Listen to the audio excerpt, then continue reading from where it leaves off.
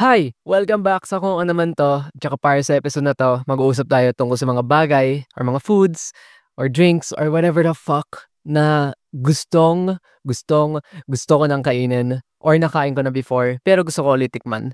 So, I made this list kasi number one, it's relatable. And number two, because a lot of I crave a lot of food, a lot of shit na hindi ko pa nata-try, and I wanna try them to the point where I made a list of 24 fucking items na gustong-gusto ko na i-try, and here's the list. I think hindi 'to mapi-pick up nung mic, pero there you go. Yeah, siguro para sa inyo, it sounds weird kasi sa video nakikita niyo I'm shaking a paper, but you don't hear the paper because editing. And anyways, here's the list. It says, "The holy list of shit I wanna eat," in all caps, naka-bold and naka-underline. I Pangit yung layout niya as you can see. Para sa mga audio only, it's just your ordinary Times New Roman document from Word, and hindi siya naka-indent na maayos, and I don't care kasi it's my list and I'll format it whatever the way I want it. If I wanna format it na kalahati naka-indent, kalahati hindi, eh di ganun yung gusto ko, and it's my show. Yeah. Anyways, so una sa lahat, it's ano oras na ba? 9:08 PM. Nagmeryenda ako. Brunchienda kasi I woke up at 3 and I have not had dinner yet. Para that way, mas dama ko yung list. And I know it sounds stupid. And mainly kasi tinatamad pa ako kumain and mamaya na ako kakain. And I'm not starving per se, pero I know na after I finish this episode, I'll be, mouth watering. I'll be like salivating like a fucking dog, hungry for dog food. Anyways, grabe, I digress. I keep going everywhere. So, I made a list of 24 items. And para sa mga na-OCD na bakit 24 items, hindi mo pa ginawan 25, nandun ka na, 1 point ka na lang. And I'm like, bitch, don't get up my ass. I mean, a day has 24 hours. Why don't you complain about, bakit yung araw 24 days? Bakit yung araw 24 hours? Dapat ginawa na ng 25. Ang uneven. So, whatever. I don't give a fuck. Basta 24 items. Let's go. Item number 1. Itong item na to, matagal ko na tong iniisip kung ano ba lasa nito. Local siya from the Philippines, and I haven't really been here kasi my family is not really the type na nagta-travel and shit. Pero nakikurious talaga ako kung ano lasa na to. Tsaka it's none other than strawberry taho. I put it at number 1 kasi it's like the most mild thing na kinikrave ko sa list na to. Like the first few items, it's more like a curiosity thing, but the more I go up, the more crazy I feel about it. So ayun, number 1, strawberry taho. Kasi nakaka-curious. I like taho naman, lalo na sa umaga. It's comforting, it's warm, lalo na pagka mainit pa. Oh, that shit is good. Kapag nagtataho ako, I like it with a lot of arnibal. Kasi hello, diabetes. Alam ko diabetes and shit, pero like it's good. Enjoy your life, people. If you like your taho with sugar, add some damihan mo na ng arnibal. Pero kung may diabetes ka nga, don't. Seriously, don't. Take care of yourself, people. Number 2. Fuck. As I was saying, take care of yourself, my number 2 item is like hella unhealthy. But most of these are unhealthy. So, item number 2. Monster Energy Drink, no sugar. As in yung white. Masyado na akong dinedemonyo ni TikTok kasi labas to ng labas sa For You page ko. And then naiisip ko na lang lagi, ano kaya lasa niyan? Kasi it looks good. Nakapag-try na ako ng Sting before and it's really good. I don't drink it every day. Kasi I prefer coffee. And nakikurious talaga ako kung ano lasa ng Monster na no sugar, yung puti. I fucking love the song na they attached to this drink. Pero yun. Number 3, it's no surprise to absolutely anybody fucking body na mahilig ako sa coffee. And of course, syempre may coffee list tayo. Some of you might be surprised na coffee is at number 3. It should have been way higher, pero I already know what coffee tastes like and I have it every day. So it's not really surprising that it's at number 3. So number 3, cold brew black coffee. I've been seeing cold brew on TikTok a lot, and I wanna know how much more caffeinated is it ba compared to regular coffee? Para sa mga hindi nakakaalam, cold brew coffee is like way more caffeinated compared sa regular coffee. It's not it's not your typical coffee na pinapakuluan with hot water. It's you put coffee grounds in a jar or a glass and you fill it up with water. Tapos, iiwan mo lang siya sa rep for God knows how long, like for a long time, like a whole day, I think. And then by the time that you drink it, it's gonna be brewed na. I don't know the science behind it kasi how do you extract the oils and the caffeine from the beans without using hot water? How does that work? But ayun, I wish I did more research but I can give you guys a more in-depth explanation of how cold brew coffee works. Pero ayun, number 3, cold brew black coffee. Number 4, Taco Bell. I'm sure Taco Bell sounds so good right now. I'm sure na maraming Filipinos or people globally that see content about American fast food and na curious kung ano lasa nun kasi hindi lahat ng American fast foods available globally. Kasama na dun si Taco Bell. People say na Taco Bell gives you diarrhea. Yummy. And I wanna know why. And I wanna like taste their cheesy tacos. Kasi I keep seeing videos of fast food workers sa Taco Bell na nagawa ng mga tacos. And they look delicious. Gusto ko tikman yung nachos nila. And their french fries, yung servings, ang liliit. Pero kahit na ganun, nakikurious ako how does it taste compared sa shit dito. And yeah, I just want to try Taco Bell, dude. Like, I'm sure not a lot of people want to try it then. Pero yun, Taco Bell, if this episode ever fucking reaches you, which I doubt, pagpatayo naman kayo ng branch dito sa PH. We want Taco Bell, dude. We want it. Anyways, item number 5. Creamy spinach lumpia ni Lumpia Queen. I forgot her actual name, but the internet refers to her as Lumpia Queen. Nasa TikTok siya. May isang video siya na ginawa where gumawa siya ng lumpia roll pero instead of karne, well, most of her she makes a lot of videos like that. Instead of karne, iba nilalagay na sa lumpia wrapper. Pero this time, ang nilagay na sa lumpia wrapper, creamy cheesy spinach. As in, inspired dun sa spinach pizza ng Angel's Pizza. And gusto ko tong i-try. Kasi na she looks good. Yung cheese pull. The bitterness ng spinach complemented by the salty, ooey gooey cheese. Fuck, bro. That's a mouth orgasm waiting to happen. It's at number 5. Kasi I can make it at home naman. We can all make it at home. But let's be honest, we're lazy. Kaya we're putting it on a list and complaining about it on a podcast instead. Very, very efficient. Lukot-lukot na yung papel ko. Hindi pa tayo tapos sa video. Okay. Item number 6. Okay, so sa item number 6, I don't know if I shared this or not. Pero I listened to Chamberlain Coffee. What? I just revealed it. Pero ayun, I listened to Emma Chamberlain, her podcast, Anything Goes. Kung bet nyo tong podcast ko, I feel like magugustuhan nyo rin yung podcast niya kasi it's a pretty similar format. And she's a vibe. She's a vibe. If you like kung ano man to, you will probably like Chamberlain. You will probably like Anything Goes with Emma Chamberlain. And you will probably like TPC and Gift Podcast. Pero anyways, I digress. Chamberlain Coffee. Kasi she keeps advertising it on every episode of her podcast. And I do want to try it out.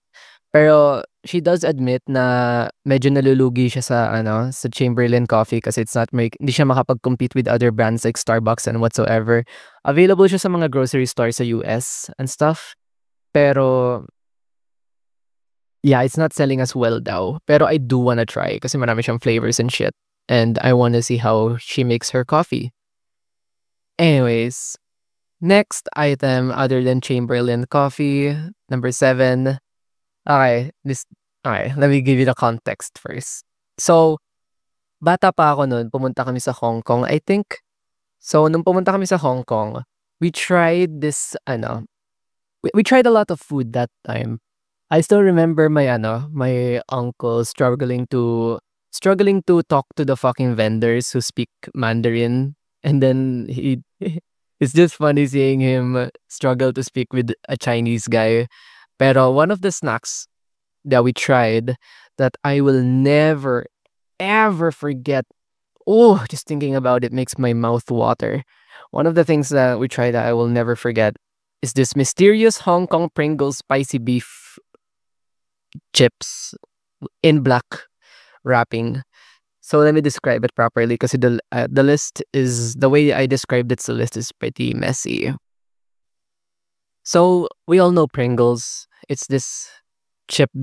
They're basically just chips in a can, in a circular can made out of cardboard, and they're great. They're crispy. They're all in one uniform shape. It's delicious. Pero by item number 7, it's just this. Isipin mo, can ng Pringles pero color black. Tapos may Chinese writing on it in red. And then nandun yung chips. Oh my God, just visualizing it in my head. I'm watering. So ayun, it's basically Pringles but Chinese in black wrapping. Is when you open the can, the smell of the spicy beef flavor in those chips just hits your nose. You know when you smell something spicy and then they pierce your nose like nothing else? Like, it's not even hot, it's cold because it's in a can and it's a can of chips. Pero even though it's cold, the smell of the spices they used for these chips are so strong.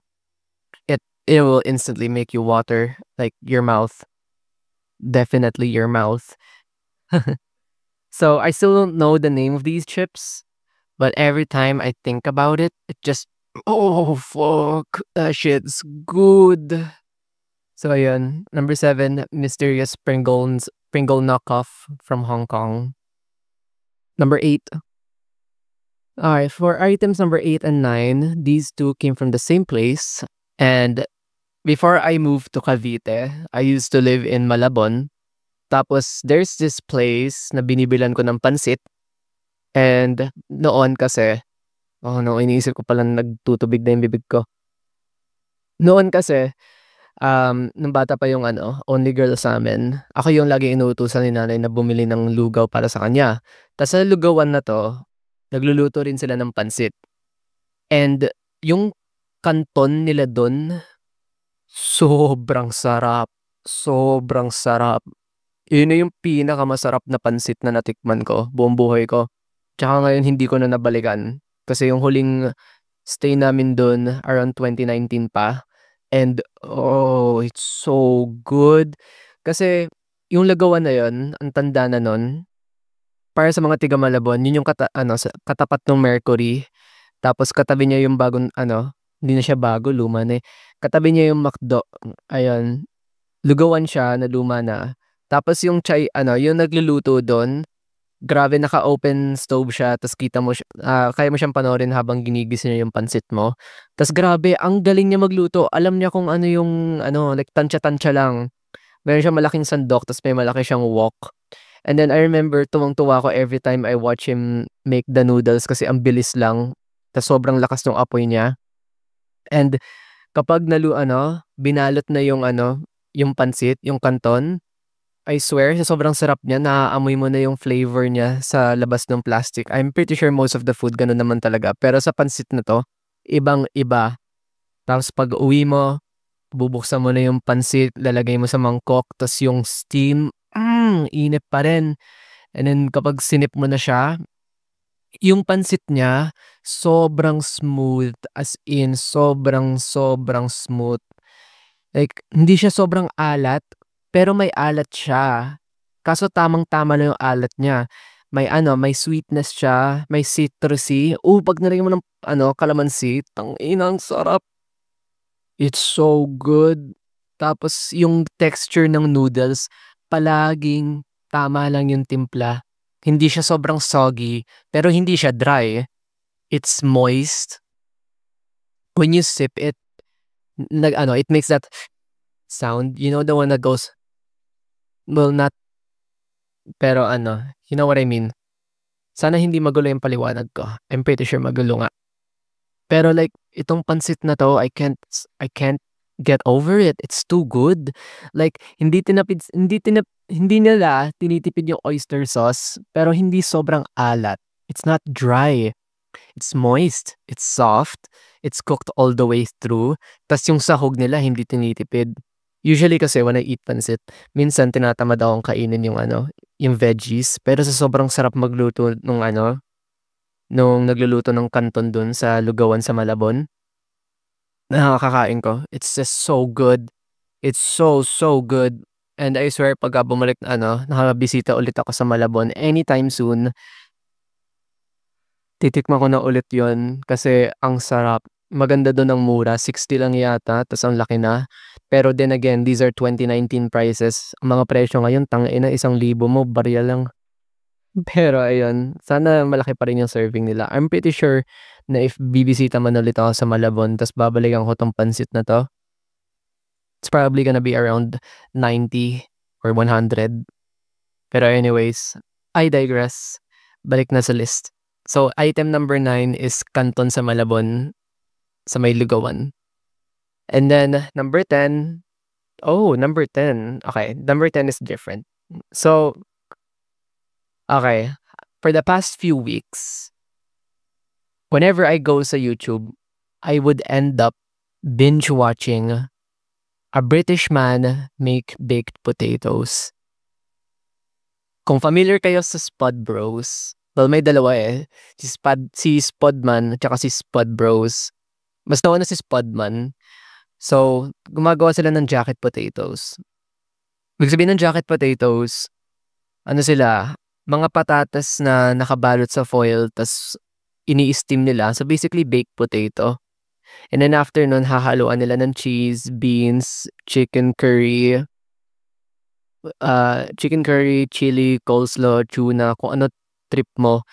Tapos, hahaluin nila, bibigyan nila sa'yo. And then, you would let it sit for a bit para matunaw yung cheese dun sa patatas. Tapos, pag binuksan mo, sipin mo mashed potatoes na may mozzarella, cheddar, tsaka Swiss. And then, may beans. O kaya may chicken curry sa ibabaw. Sipin mo buttery mashed potato with cheese and chicken curry. Oh, fuck! Tapos lalagyan pa nila yun ng tram sauce, which is this spicy sauce na di ko alam kung ano lasa. Pati din si Spud Bros, hindi niya alam kung paano i-explain to eh. Pero, ayan. Tapos nilalagyan niya pa ng crispy onions on top. Oh, fuck. Imagine how good that tastes. Buttery, garlicky, smooth, fluffy, mashed potatoes with cheese. Tas may cheese pool with chicken curry, tram sauce, and crispy onions on top. Oh, that's so good. That's delicious. That would be so good, dude. Pero you have to go all the way to fucking England just to get a bite of the fucking potato. Like, it's not available here kasi yung patatas nila doon, iba sa patatas dito. Patatas nila doon ang lalaki at saka starchy.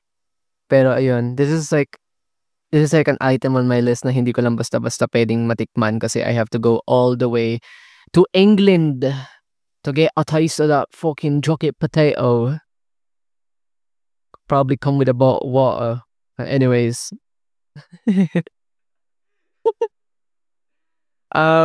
Item number 11. Waffles from Disneyland. So before, like I said na nga, we went to Hong Kong and we tried a few snacks. And syempre, kung pupunta ka sa Hong Kong, naturally, you're gonna check out this Hong Kong Disneyland. Kasi walang Disneyland sa PH and yung pinakamalapit na is sa ano, sa Hong Kong. So when we went to Hong Kong, we went to Disneyland and ang mahal ng mga pagkain doon. We didn't really eat much sa Disneyland, pero the one snack that we did eat was a waffle shaped like Mickey Mouse with whipped cream, butter on it, like slathered in butter, and of course maple syrup. And I remember that it was the most fluffiest, softest, and crispiest. It's not really that crispy. It's more spongy than crispy. So naalala ko. It was like a really tasty waffle, and I love the whipped cream. It's a different kind of whipped cream. It's like sweet and more creamy, I guess.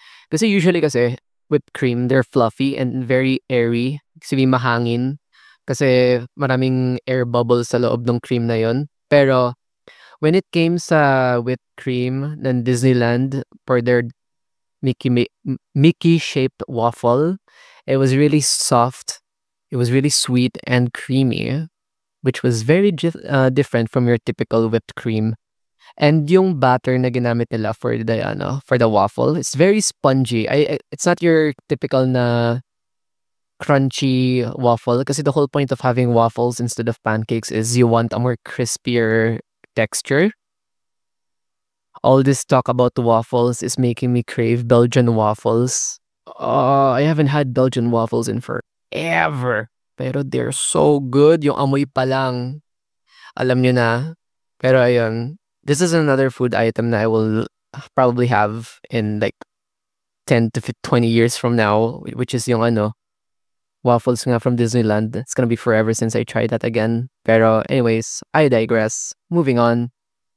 Number 12. Balik tayo sa Malabon. So sa Malabon, I have to say, ang pagkain sa Malabon, ang sarap. Saan ba mas masarap ang pagkain? Sa Malabon o sa Batangas? I have to say, Malabon. Mura na nga, ang laki ng portions, tas ang sarap. Pero kung traditional cooking, I have to say Batangas. Kung mahilig ka sa mga ulam, mga lutong bahay, I have to say Batangas, mas masarap. Pero may mga times na I ate at weird places dito sa Batangas na local. Pero that being said, I still have to say na mas masarap yung lutong bahay dito. Pero kung usapang fast food or shit like that, like mga snacks, Malabon, masarap. So, for item number 12, yung food item nga, so sa Malabon, there's this rotisserie chicken place. Rotisserie chicken! Ano siya, yung parang ihawan ng manok. Pero rotisserie yung manok nila. It's called Kevin's. Yung logo nila is yung may chubby guy in a chef costume na may hawak na chicken leg. So sa Kevin's, they sell chicken. Pero on top of that, they also sell French fries. And yung French fries nila, 40 pesos at saka 60 pesos. Isipin mo, grabe, mahal naman. Pero sa panahon ngayon, mura na yon.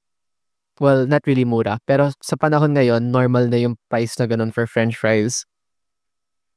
Pero, ayun, at the time, it was expensive kasi usually 30 or 20 lang, okay na.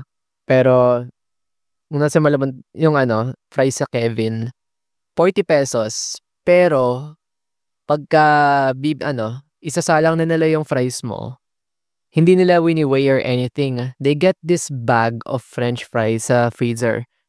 Not a small serving, not a small packet, a whole bag of French fries for 40 pesos. Tas they fry it up for you. Kung gano'n na kadami ang fries ng 40 pesos, gano'n kadami ang 60 pesos, it's an even larger bag. I don't know how they make money out of their French fries kasi they give out so much for such a small price. Pero whatever, it's really good. They fry it up, fresh from the freezer.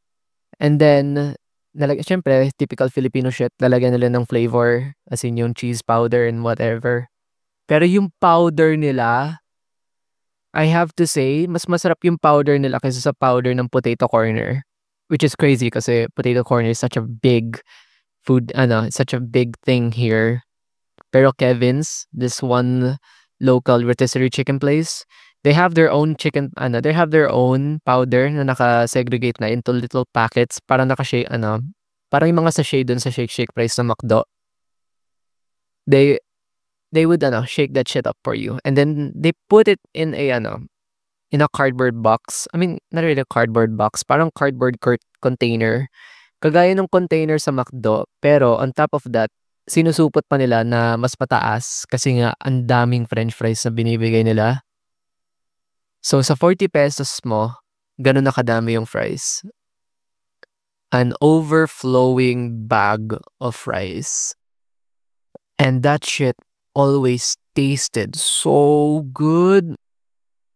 Ako kasi when I eat french fries, prefer ko yung mga I like the limpy one, the one that's not crispy, yung parang tinatamad kasi soft siya tapos may pagka-crisp yung edges. And luckily sa Kevin's fries, since they put it in a plastic bag, you can let it moist or you can air it out depending sa texture na gusto mo. I usually let mine moisten the puck up para that way it's a bit soft pero not super soft. And they're so good. They're so soft and so crispy. I swear, I feel like they use a different kind of oil because it hits different. Or maybe it's just nostalgic for me. So there you go. Kevin's French fries. Item number 13. As far as item number 13, we have another fast food place sa America. We have Chick-fil-A. Chick-fil-A, yung chicken sandwich nila, gusto ko itry. Sama na natin dito si Wendy's. Hindi ko pa natatry yung chicken sandwich ng Wendy. Pero sa Chick-fil-A, I wanna try their chicken sandwich kasi they look so good. And the main reason, like one of the main reasons why I put this here, kasi I heard they're big. And American portions are huge compared sa Philippines.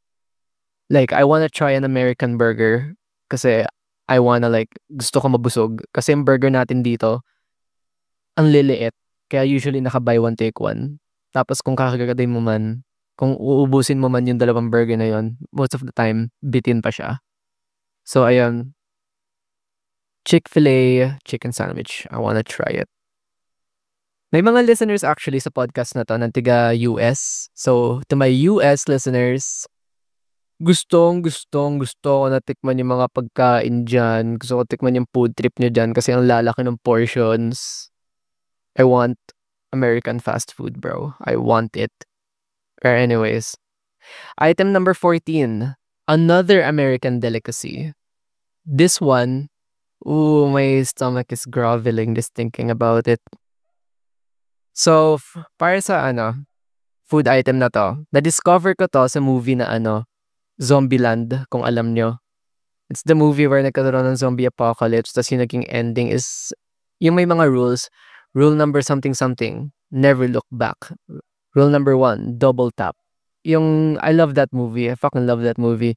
And one of the characters from that movie, si Tallahassee, he is obsessed with Twinkies, which is this cream-filled snack. Isipin nyo parang basically isipin nyo fudgy bar, pero vanilla, tas vanilla yung creaming. Creaming? Creaming ba tawag doon? Yung cream na nasa loob? Cream filling. Ayun. It's a vanilla sponge cake with a cream filling. Can I speak? Kanina pa ako nabubulol. I'm just getting excited and I'm getting hungry over these foods. But anyways, about Twinkies.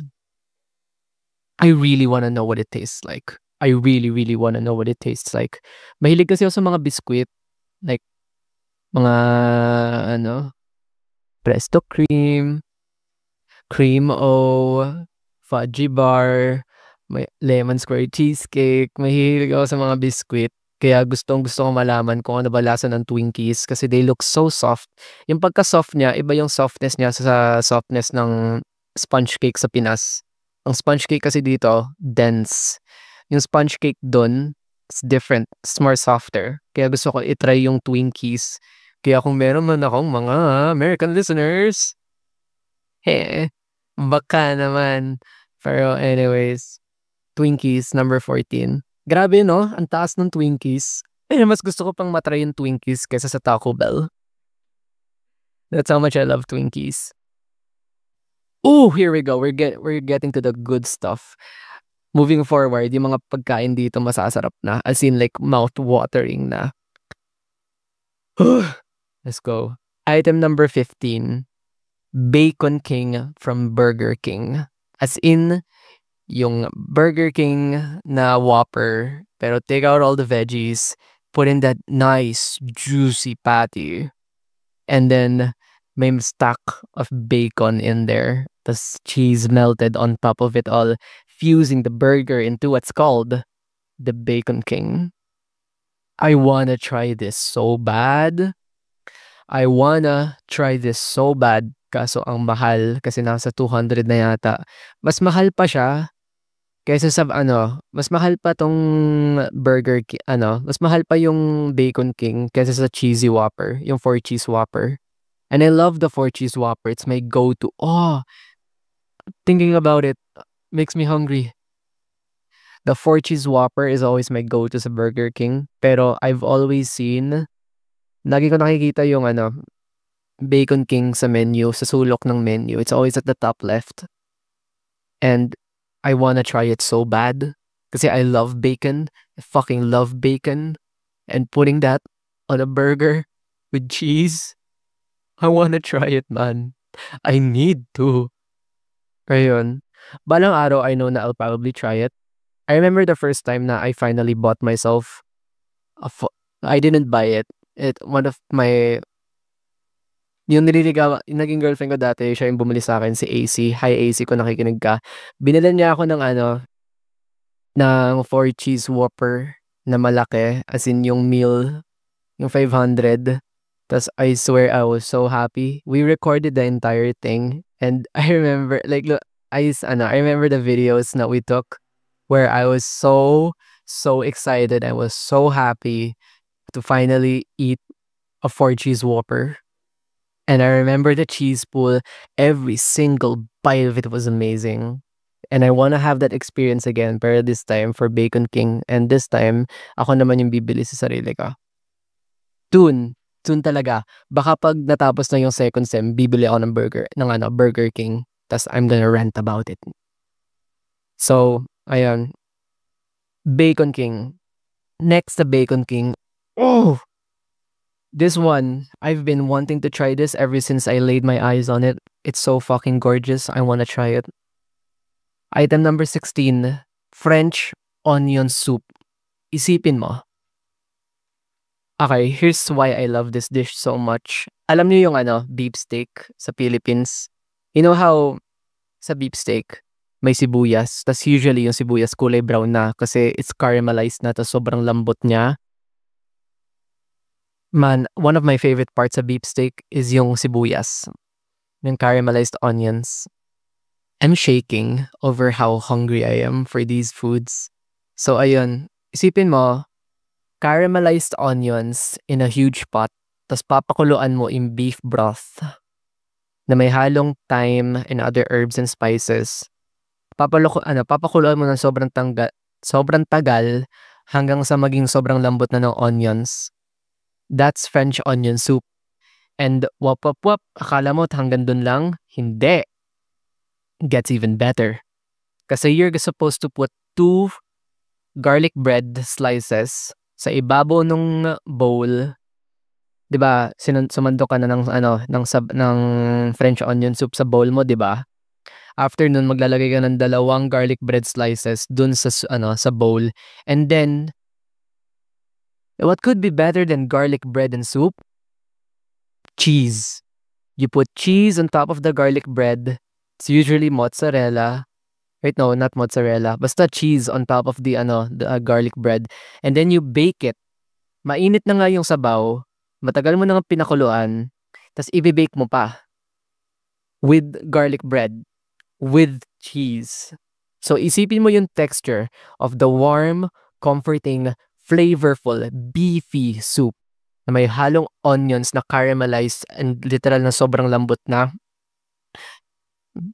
paired with crispy garlic bread that has the bottom side soaked sa soup and the top side coated with cheese.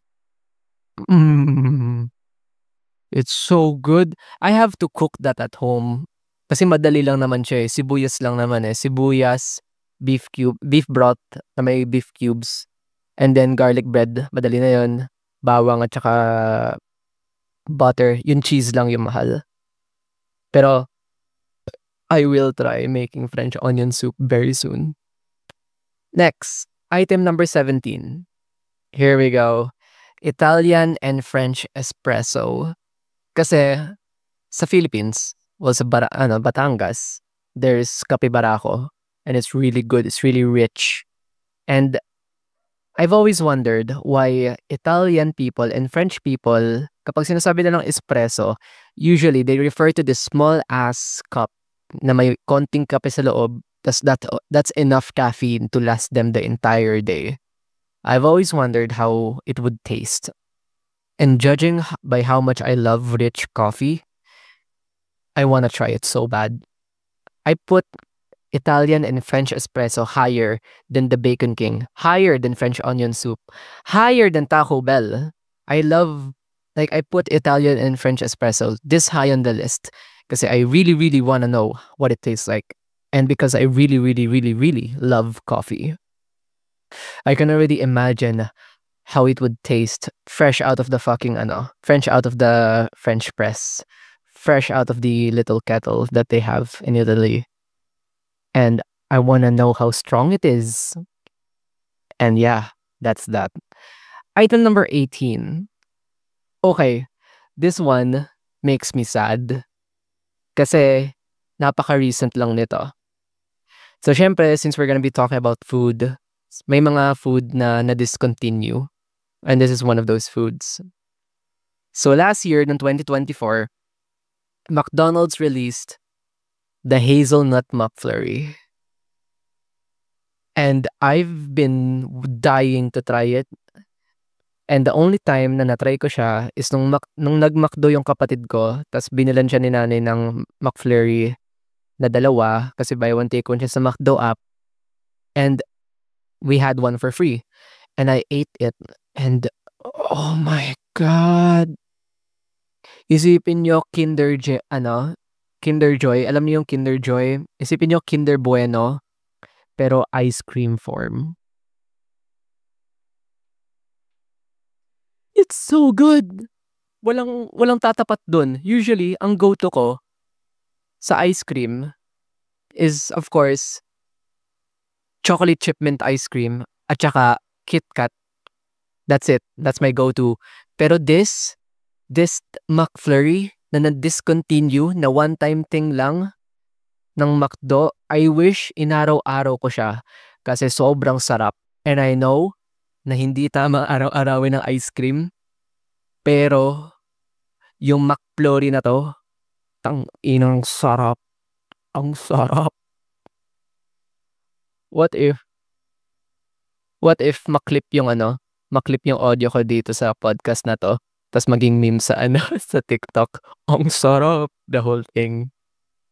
Pero ayun, Hazelnut McFlurry ng McDo is this high on the list. It's higher than French espresso. It's higher than French onion soup. It's higher than Bacon King. Kasi it's just that comforting. It's just that good. Some people say na sobrang tamis ng ice cream na yon, which true, sobrang tamis nga, pero nakakagigil for me. I love it. I love it so much. I'm not the type of person na laging naga-ice cream, pero kapag may masarap na ice cream, nanggigigil ako. I love it. Anyways, moving on from the discontinued Hazelnut McFlurry ng McDonald's, we've got, okay, now we're getting good. I love pizza. I fucking love pizza. Alam mo, if hindi ko na-try ang stuffed crust pizza ng Pizza Hut, dapat nandito yun eh. Pero na-try ko na na-try ko na. Hindi ko na siya pwede ilagay. Pero, hailing from the city of New York, the birthplace of the New York style pizza, ang gusto kong itry ay yung New York, is yung Prince Street's pepperoni pizza with vodka sauce. So sa Prince Street, it's a really old pizzeria sa New York. And yung pizza nila, Huggy square kasi niluluto nila sa ano, sa pan and then ino-oven bake nila. And hindi sila tipid maglagay ng pepperoni. Yung pepperoni nila, ang dami nilang maglagay. Tapos kapag na-bake na yung pizza mo, yung pepperoni nila nagko-curl up tapos nagkakaroon na ng pepperoni oil sa loob. And then on top of that, talagyan pa nila ng sauce on top of the vodka sauce na nasa ilalim ng sauce and nasa ilalim ng cheese. Ooh! And they bake their pizza no crust kasi lahat sa ano, lahat sakop ng cheese, lahat sakop ng pepperoni. And they look so crispy and so good. I can probably finish a box of that and it looks amazing. Kasi I love pepperoni pizza. It's my go-to. My parents don't really like pepperoni pizza kasi maalat daw. Mas bet nila yung Hawaiian. Should pineapple be on pizza? Para sa akin, I don't give a fuck. Kung gusto mo may pineapple, maglagay ka. Pero I prefer not having pineapple on my pizza. Pero kung Hawaiian man, go, I'ma eat that. Pero New York, yung ano, Prince Street pepperoni pizza with vodka sauce. Oh, I wanna eat it so bad. Kasi ang kapal ng cheese. Tapos ang daming pepperoni. Gusto ko i-try. Number 20, pizza na naman. This time, labas tayo ng New York. Punta tayo sa Chicago. Alam niyo na kung ano to. The Chicago deep dish style pizza. Should deep dish pizzas be considered pizzas? Yes. Some people say na it's a pie kasi sobrang tangkad ng pan at saka kasi sobrang tangkad ng pizza kasi hindi siya flat, guys. Hindi siya flat. Parang siyang pie. It's so fat. Kasi they shove the entire bottom part of the pizza with cheese and then they put the sauce on top. I wanna try it so bad kasi it looks so good. I love cheese and I love na madami siyang calories, especially for a mapayat person like me na malakas ang metabolism. I wanna eat that. I know na I'll probably be able to only eat like 3 slices because of how thick it is, pero I wanna try it so bad. Ang mahal kasi ng cheese sa Philippines kasi we don't produce that kasi we export our cheeses. Pero I swear, once I go to the US, I'm gonna try Chicago-style deep dish pizza and New York pizza and everything else on this list na kaya kong itry. Pero Chicago-style deep dish pizza, I love cheese and I would love to bite down on a slice of pie with nothing but cheese and a small layer of marinara sauce on top. And it looks so good. It looks so good. I wanna try it. I'm getting it all up in my feels because they're that good.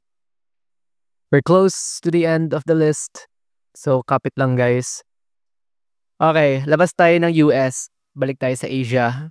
Usapang Japan. Pansin nyo, most of my snacks are European to American foods. Is French European? Yes. Is Italian European? I think so. So, Japan. Tempura box from Japan. Like a traditional bento box with tempura on it. When I was young, look at that, I'm shaking. I'm shaking from thinking of these foods. When I was young, ang favorite food ko tempura talaga. Pero now it's more on pizza. Simula nung na-try ko yung stuffed crust, mas naging favorite ko na ang pizza. Pero a traditional bento box from Japan, I would love to try it. I wanna know in difference ng traditional tempura from the tempura sa Tokyo. Tsaka sa tempura na nabibili dito sa Philippines. Kasi I feel like we're missing out. We're missing out on tempura. Traditional Japanese tempura. I wanna try that shit so bad. So bad. It would be better if an old granny from Japan made it. Oh, all that experience poured into every bite of that buttered tempura. Sarap! Gigigil! Anong gigigil? Gigigil ako. Nagugutom ako, putang ina. I know na some of you nagugutom din habang pinapakinggan to. Kaya after this, tara, kain tayo. Okay, tempura box from Japan. Yan yung 21 ko. 22. Tatlo na lang. Tatlo na lang. Okay. This one. This one.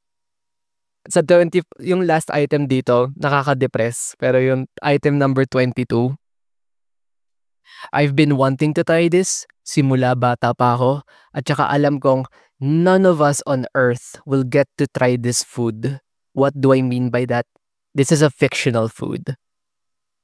This food, nanggaling siya sa cartoon. Specifically, Cartoon Network. Kung nanonood kayo ng regular show, I'm pretty sure na alam niyo na yung grilled cheese sandwich from Cheezers. Kagigil.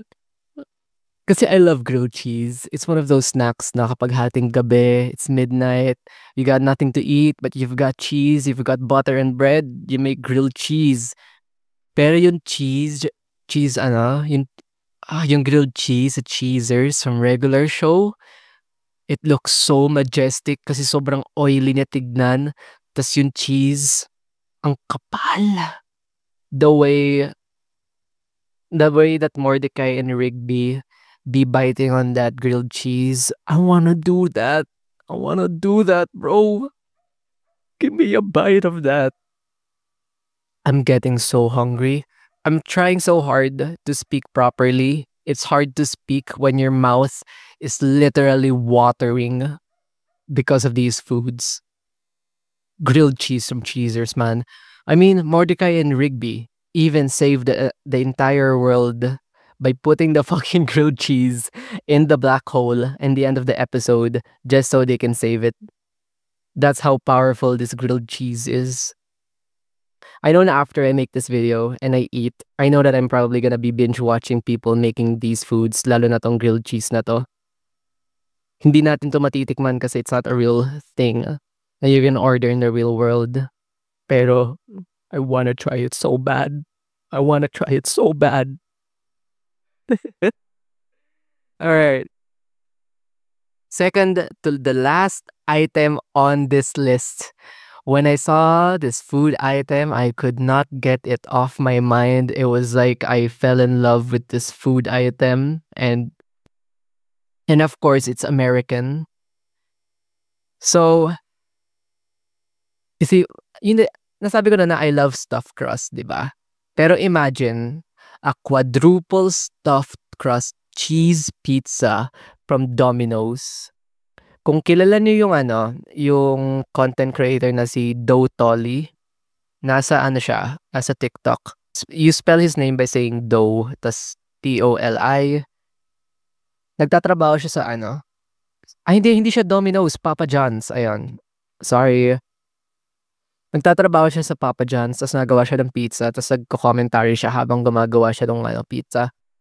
Para sa mga hindi pa rin nagigets kung sino siya, siya yung today we're making the best pepperoni cheese pizza. Now, we're not just gonna go in with 1 cup of cheese. We're coming in with the 2nd cup of cheese. Papa John's, just another way that we're doing it better. Ayun, that guy. That was like my best impression that I can do of this guy. He made a stuffed crust pizza with not just 1 stick of mozzarella, not 2, not 3, not even 5 or 6. He didn't even put like 8 rolls of mozzarella. He didn't put that much. He actually put 4 sticks of mozzarella in this pizza. And he didn't just put 1 cup of cheese. He placed 2 cups of cheese. I'm pretty sure he even put 3. And then he layered he brushed the outside crust with garlic butter and put even more cheese on that. And then put more cheese. Pero yung cheese naman niya, Parmesan on top of all the entire pie. And then when he cut this damn masterpiece in half, the crust was... Can I speak? The crust was so thick that it was pretty much 1/3 of the pizza. And then he bit down on that, and then the cheese pool was so good. Bro, he made, like, this pizza is so cheesy that the crust is already limpy. Kasi usually, ang crust, it's crispy and it's solid. Kaya nga nakahawakan mo eh. Pero yung stuffed crust pizza na to, it's so cheesy na it's soggy. Not soggy na it's wet. Soggy as in it's floppy. Kasi it's filled with 4 sticks of mozzarella cheese. And then the bite was crispy. Kasi the top layer was baked to perfection. And because it was layered with garlic butter, kaya, I want to go to America and try this pizza so bad.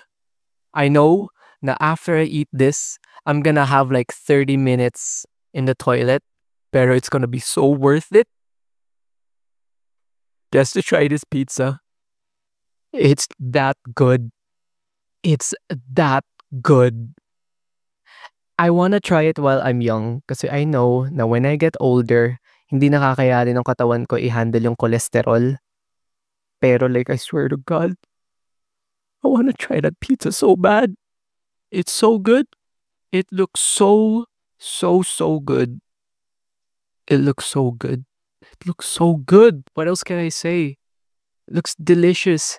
It's perfection. It may as well be the most perfect food I have ever seen, and I can never forget about it. Imagine that pizza, tas you dip it in some ranch and put some, put some peppers on it. Oh, it's so good. It's so good. Now, since that's the second to the last item on my list. Yung second to the last item pero sobrang sarap na. What could be better?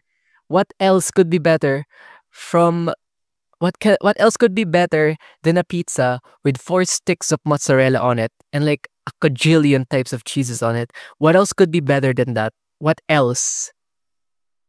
Noodles. I know like this is like the most basic. I know like this is like a really basic answer for the last part. Pero hear me out. Hear me out. Sinisipon ako just from thinking about these foods. Alright, so sa last item ko. Na-discontinue tong food item na to when I was in grade 2. And I am so sad kasi every time I remember this food, I will never, ever in my whole life be able to try this food.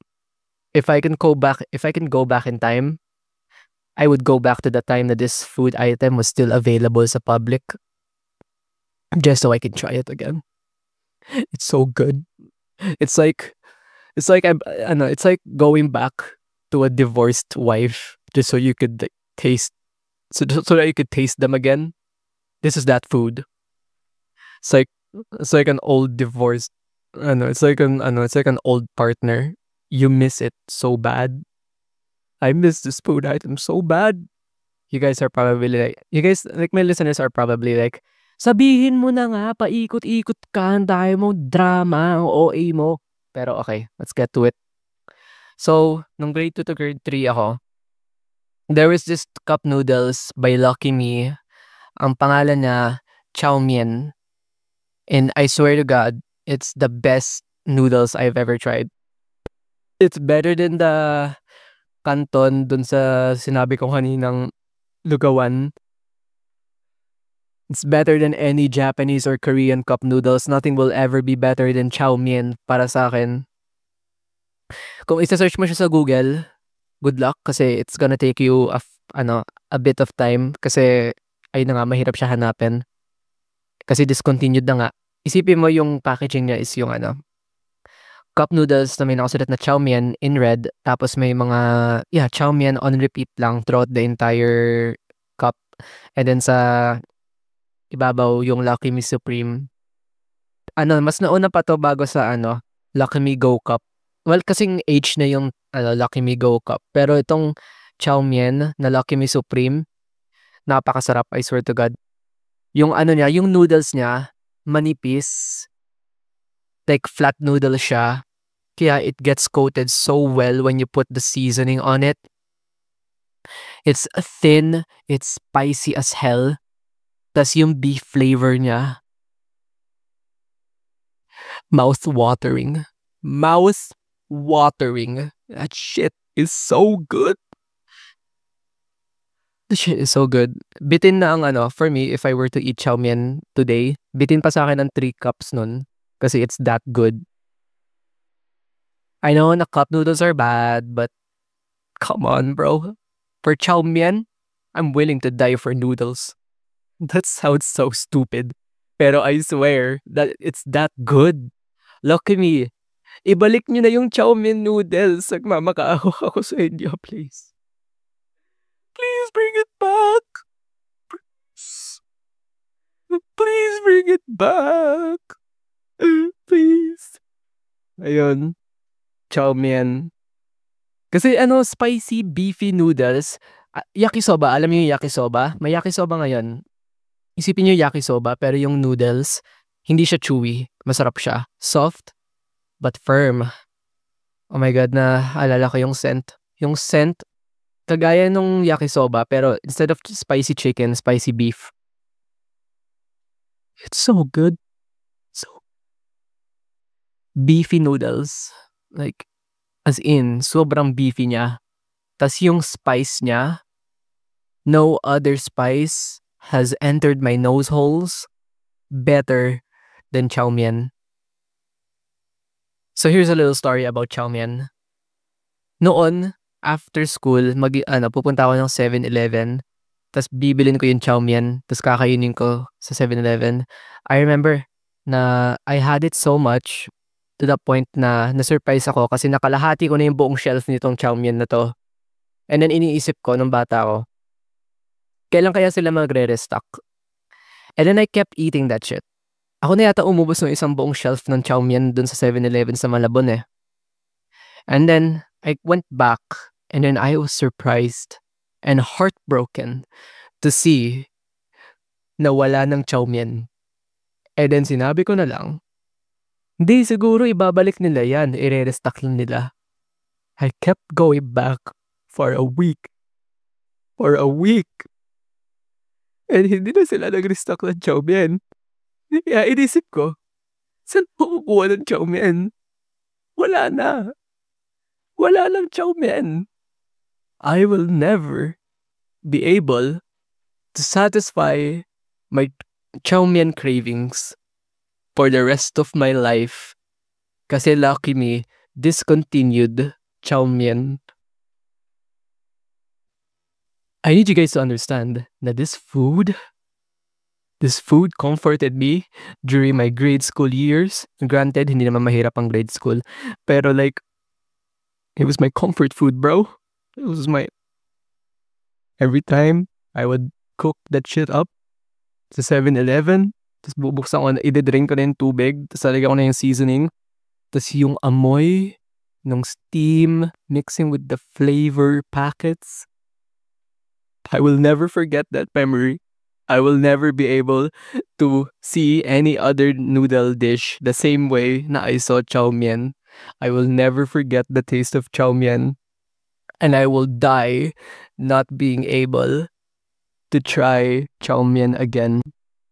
If it's true na when people die, everything that they've experienced will flash before their eyes, I wish na my brain never forgets the taste of chow mein, para when that memory flashes back, I will still remember the feeling of sipping those noodles, biting the excess off, putting it in my mouth and savoring the taste of the beef, the taste of the noodles. I will never be able to forget that. Kaya lucky me kung nakikinig kayo.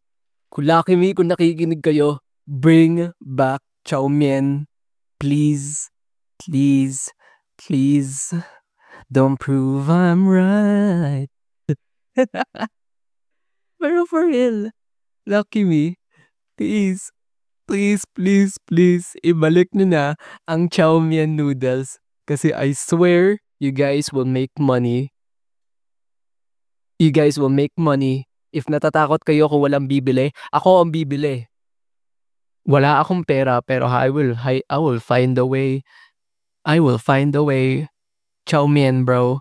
It's like it's like that one girl. Like chow mein is my totga, bro. Chow mein is the one that got away.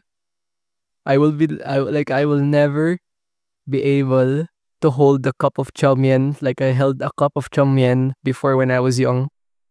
Never. Never, bro. It's over. It was done. I will never be able to put chow mein into my mouth and taste it. Never again. And that is so depressing. And that is why I put chow mein at the very top of my list. Kasi no other food item in this planet or any universe will ever be as good as chow mein spicy beef by Lucky Me Supreme. It's that good. It's that good. If somebody asked me if I would give up coffee just so I can have a life where chow mein exists, hell the fuck yeah.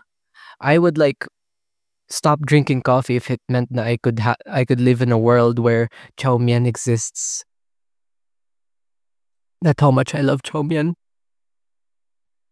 My listeners are probably so entertained by listening to me be tuwan-tuwa siguro kayo no na nakikita nyo nagiging emotional ako dahil lang sa cup noodles. You don't get it. Hindi nyo ako nagigets. Pero yan, chow mein.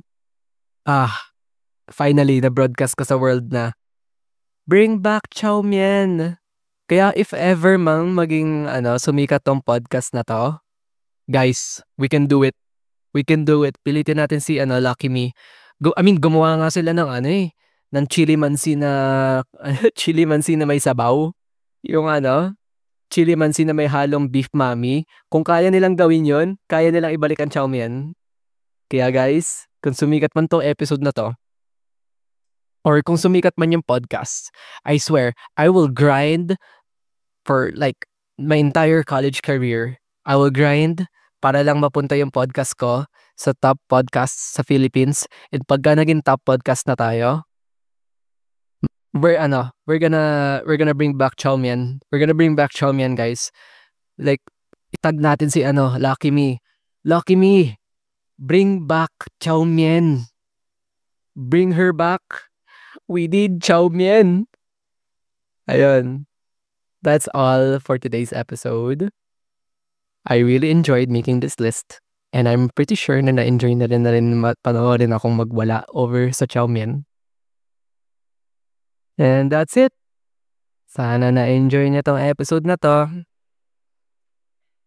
Give this episode a follow and click the bell icon click the bell icon para that way alam mo kapag magre-release na ako ng episodes every Monday, Wednesday, and Saturday. Kung meron kayo mga opinions or podcast topic ideas, mga comments, feel free to email me at kung ano man to podcast@gmail.com. Kung meron kayong other food suggestions or like mga food na desperately nyo gustong itry, comment it sa comment section kasi gusto ko malaman kung ano mga food cravings nyo. Be unique. I'll hear you out. I'll hear you out. Drop your like yung food shit na like yung food and stuff na gusto mong itry. Comment it kasi I wanna know what my listeners want food wise. Like taste nyo sa food. Mine is very American. It's very American. So ayun. And ano ba nakakalimutan ko? Yeah, ayun lang. I hope na-enjoy na to. Bigyan ng rating yung show kung na-enjoy na yung show. And that's it. Bye!